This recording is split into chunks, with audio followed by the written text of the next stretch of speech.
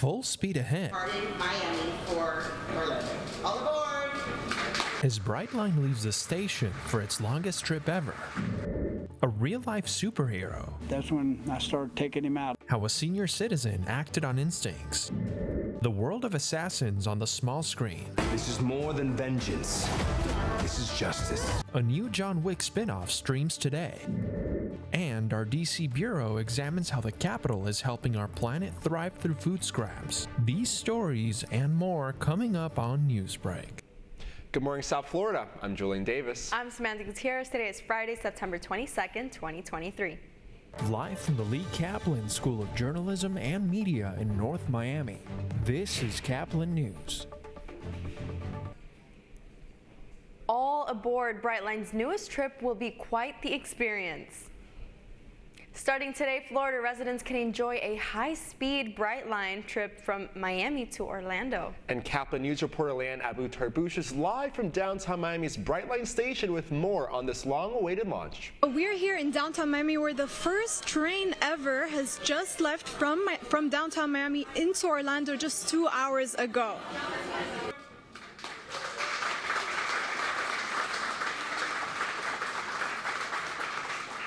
Starting in May 2018 between Miami and Fort Lauderdale, the South Florida service now runs in 8 daily trips in both directions, connecting Miami, Aventura, Fort Lauderdale, Boca Raton, West Palm Beach, and now Orlando. With this new Miami to Orlando route, Brightline anticipates a significant economic impact on business, travel, tourism, and real estate development. It's faster, it's cleaner, it's more relaxing, it's more fun. And we think it will be a great addition for our local travelers to go and also for people to come down to see us. But it's not just for tourists, it's for commuters, business people, students, families that just want to do something fun. And I think the train is going to make a really big impact on traffic, and it's really going to be great for the residents of South Florida. Miami to Orlando fares start at $79 for adults and $149 for premium class. Each train set has 2 locomotives and 4 coaches with seating for 240 passengers, offering snacks and beverages for purchase in coach. Brightline spent over $5 billion constructing 235 miles of high-speed rails, 6 terminals and stations to attract Orlando theme park visitors traveling to South Florida for cruises and resorts, and they have future plans of breaking ground with a Los Angeles to Las Vegas route. So we just got news from the Delray Beach Police, not about the Orlando bound, but about a pedestrian who got struck by the Brightline train and was killed. I'm Leanne Abu-Tarbouche reporting for Caplin News. The building where the Parkland school shooting took place and freshmen long studied will be demolished at the school year's end.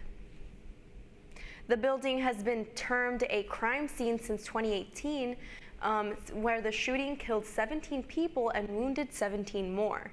A district spokesperson said crews will clean and clear the area before demolition can take place. The Florida Fish and Wildlife Conservation Commission coordinated a rescue for a manatee that got stuck in a culvert. Officials brought biologists, law enforcement, and firefighters to help save the mammal. The small juvenile manatee had an abrasion on its head, but the mammal is at Zoo Tampa for evaluation. The plan is to release the manatee back into the wild once it's medically cleared. Ukraine President Vladimir Zelensky visited the Pentagon and then the White House yesterday. He arrived days before a possible government shutdown that has conservatives calling for less spending. A CNN poll showed 55% of the public opposes authorizing the funding for Ukraine. We cannot let Putin win. Without aid, Ukraine could run the very strong risk of being defeated. American support for Ukraine is not charity. It's an investment in our own direct interest. The White House staged a red carpet welcome for Zelensky, who thanked American lawmakers for their help with the war. They also unveiled a separate $325 million aid package. Composting programs are spreading across the country, including at the nation's capital and here in Miami-Dade. Paloma Pimentel is in D.C. with a closer look. Washington, D.C. launched its new citywide curbside composting program earlier this month. It will convert the food scraps of roughly 9,000 households into compost, which can be used as plant fertilizer instead of chemical fertilizers. Compost trucks pick up food waste from several neighborhoods around the district. People who live in neighborhoods not included in the program can drop off their food scraps at this location. This is all part of the district's zero waste effort and goal of diverting 80% of trash away from landfills and incinerators and towards recycling and composting units by 2032. DC is all in when it comes to composting. However, according to a Miami compost expert, Miami-Dade has a long way to go. Unfortunately, most of our waste is landfilled or incinerated. I think one of the biggest issues as to why Miami is so behind, we're behind the times, we're behind everybody else. The state of California, as of 2023, composting is mandatory throughout the state. Here, we're totally backwards. And one of the things that's really been a hindrance is what's called the put or pay contract that the county had with the waste energy facility. And that said that the county had to produce a certain amount of tonnage, which I think was 1 million tons a year, or the county paid for it anyway.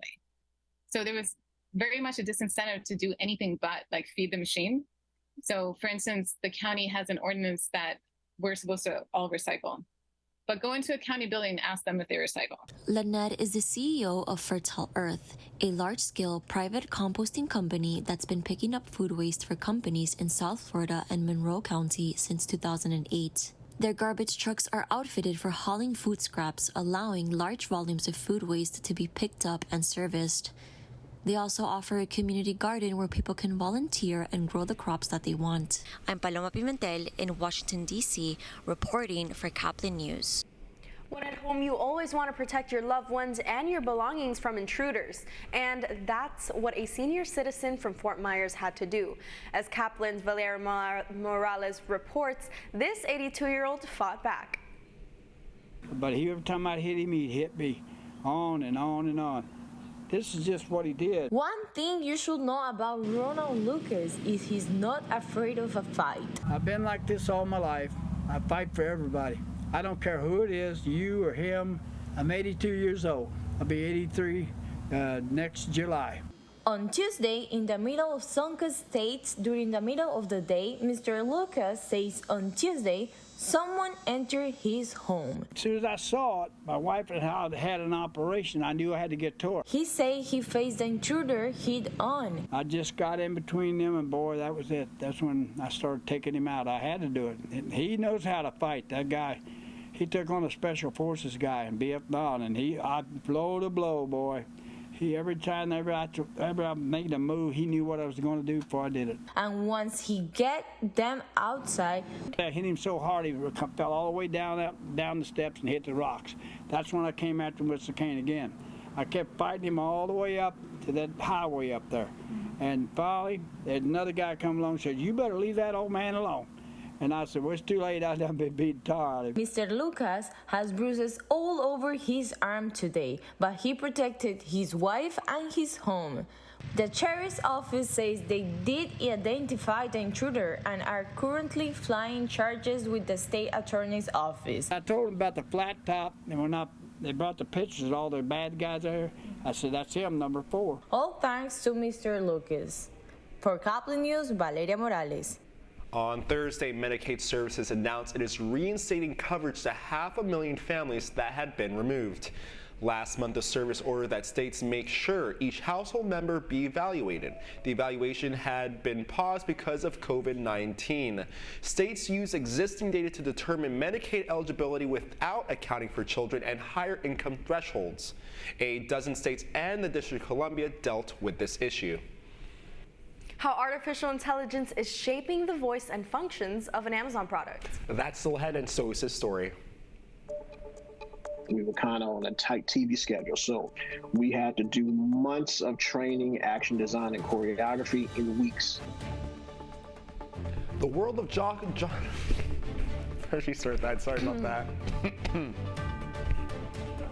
The world of John Wick arrives today on streaming services. Stick around, we'll be back in 2 minutes. Keep your family safe. It's just a pizza. Yes. Make a plan today.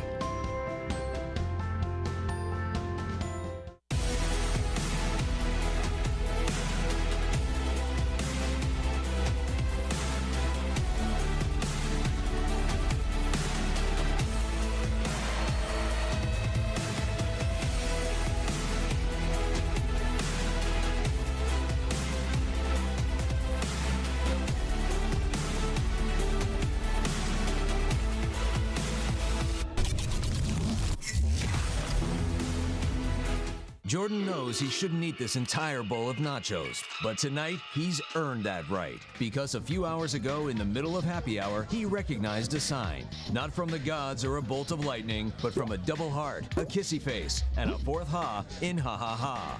That's when Jordan knew he was buzzed. So when it was time to go, he got a ride home instead of driving. Be a legend like Jordan. Recognize your buzzed warning signs and get a ride home. Buzz driving is drunk driving. I help our fellows design their paths as creative entrepreneurs. My experiences serving startups, creative businesses, and cultural organizations, and my journey as a queer mixed immigrant with Haitian and Arabic roots, inform the co-creative environment we foster at Radcliffe. We leverage our collective diversity to encourage the building of lifelong personal learning networks and mindsets that stimulate continuous innovation.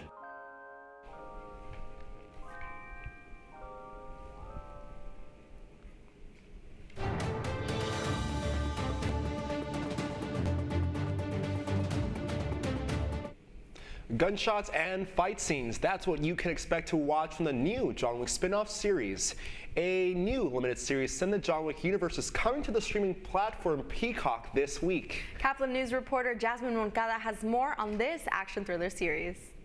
This sacred institution wields power beyond your imagination. The Hotel for Assassins is open for business in the Continental from the world of John Wick. If we're gonna take on the Continental, every freak in that hotel will be after us. The hotel may look familiar to John Wick fans, but the setting is the gritty 1970s, with Colin Woodell portraying a young Winston Scott. Well, what are you waiting for? I haven't finished my drink. The series' action director kept the stars on the screen as much as possible. With the Continental, we didn't have the same feature film time that a normal movie would have. We were kind of on a tight TV schedule. So we had to do months of training, action design, and choreography in weeks with the actors. All of them came from different backgrounds. All of them had different challenges, to try to incorporate into their styles. But at the end of the day, we were able to use the actors, I'm going to say 85 to 90% of the time, which to me keeps the audience invested. Red light active. We had to find the best way to respect the time frame, make it feel like we're still in the 70s, but then kind of give it a fresh approach and find our voice for each character within that world too. The Continental from the world of John Wick begins streaming September 22nd on Peacock. This is more than vengeance. This is justice. I'm Jasmine Moncada reporting. Amazon's Alexa will start to sound more like a human than a robot. The new update will allow all Amazon Echoes dating back to 2014 to generate human-like functions. These include responding more quickly to conversations, fielding follow-up questions, learning user preferences, and changing tone. These updates come as Amazon strives to keep up with a new era of artificial intelligence in the tech industry. It is unclear when Amazon will release this update into their products, but you're watching Newsbreak and we are coming right back. How do you know when you've made the right decision? It's the feeling you get in your gut, the one that tells you what's right or wrong. It's the one that says, sure, I can have a drink, or the feeling that says, okay, I've been drinking, now what? It's the voice inside you that says, I'm buzzed. Better leave the car when it's time to go. Plan ahead. Catch a sober ride. Buzz driving is drunk driving. Every day, millions of people are connecting.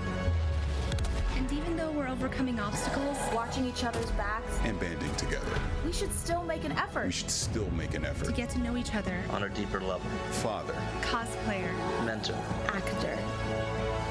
It's time we take a step forward. It's time we take a step forward. Come together and discover how accepting our differences can make us stronger. That's all the time we have for Newsbreak. I'm Samantha Gutierrez. And I'm Julian Davis. Get more news anytime at caplinnews.fiu.edu.